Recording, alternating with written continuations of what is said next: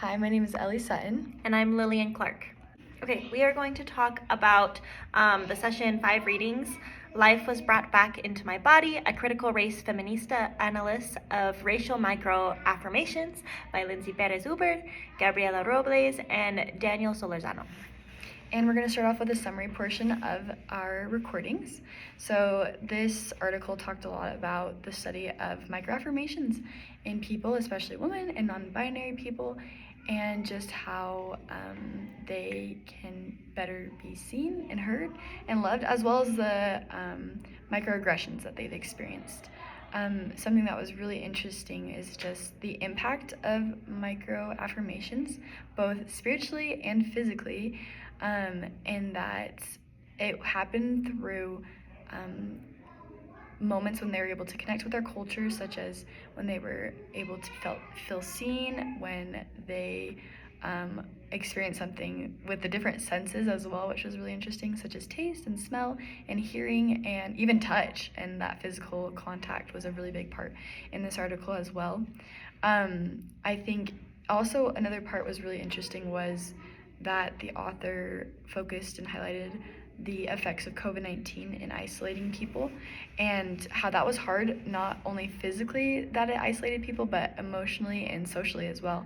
And so that created that drift between different cultures, and a lot of times they experience those microaggressions through that, through media, and so they weren't able to feel those microaffirmations as well because of that separation. Mm-hmm. Yeah. So these microaggressions are so strong that the article talked about people feeling like it was almost like a physical and psychological death. Like they just felt socially dead inside because they were so isolated and separate from everyone else. And then when they were feeling affirmations, on the other hand, they described it as like a reviving. They were coming to life. They were being seen for the first time. Or in those moments, it was just like such a bright spot for them because they're constantly experiencing this oppression and aggression from other people. So micro affirmations can be really, really powerful and meaningful for them. And it also, kind of like what she talked about, this study talked a lot about how our experiences affect our feelings, but also that affects us physically and emotionally and psychologically as well. So when they experience these good micro affirmations where they maybe are reminded from home and it's a positive experience and they feel happy and included in a community or group, it helps them to feel physically more excited and happy and just spiritually more whole. And so that's really important, and it's sad that they're not experiencing this as often as the rest of the community around us. So micro affirmations come in those instances where, kind of like what she was talking about, when they are reminded from home, when they feel part of the community. And I thought it was really interesting that they oftentimes come kind of like as a coping mechanism or strategy from other people in the same community, whether that's other people of the same ethnicity who speak the same language and they're kind of sharing that culture with you, or if it's someone else who's from a different marginalized group who kind of understands the importance of culture and can connect with them that way. It's just really interesting that those affirmations are coming from people within their community and not so much from the white dominant group on the outside.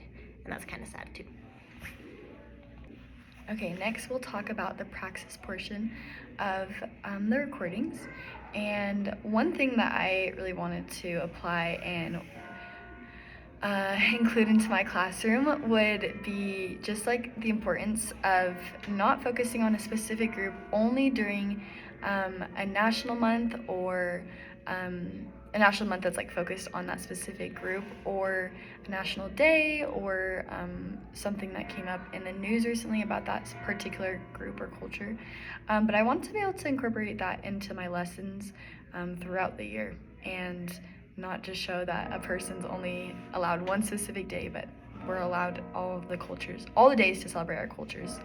And I want to be able to incorporate that in all the different areas as well. I feel like in my classroom and with my experiences, it was usually with history that we talked about the different cultures, but I think as we do math and science and other topics and subjects, I want to be able to incorporate these cultures as well in those. I also want to be able to apply this to any group of people. So I think that this article talked about loneliness, and I want to apply just reaching out and connecting through the different senses, share a common fun food or share that physical touch, so that people can really feel loved and seen. Yeah, I think that what I want to do is be, I guess, just more aware of other people and the fact that they could be in real pain, and it's a lot. I think a lot of this time for me, when I see these microaggressions from an outside perspective, it seems like an awkward or rude moment, but I haven't recognized how deeply it can affect them. So I want to make sure that I am being more compassionate and taking the time to recognize the importance of someone else's culture and what it means to them to talk about it and to experience it, and maybe have them teach me how to make their food or whatever it is. Just take that time to sit with them, and I want to be one of those people who can help them to feel affirmed in their cultures, even though I might not share that same experience with them. I want them to feel accepted and loved by me.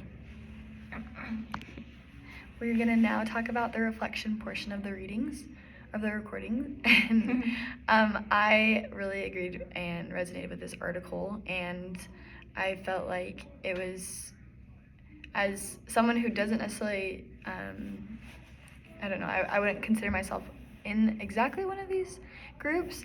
I still feel like we each have gone through like the different loneliness and hard times. And I just really was impressed with the vulnerability that these people had in sharing their stories and the hard things that they've gone through, because it is not easy doing that. But because they're able to share their stories, we're also able to learn from their experiences and how to move forward in the future, and as well as maybe even how to correct things that have happened in the past. Yeah, starting to read this article, it felt very intense, but really, really sad. So I guess this article helped me to feel more empathy and recognize a part of their experience that I had not really thought of before, how much it affects them in all aspects, even outside of, I guess, school and the education system, but in society in large, and their identity as a person. So that made me feel more empathy and really sad for them.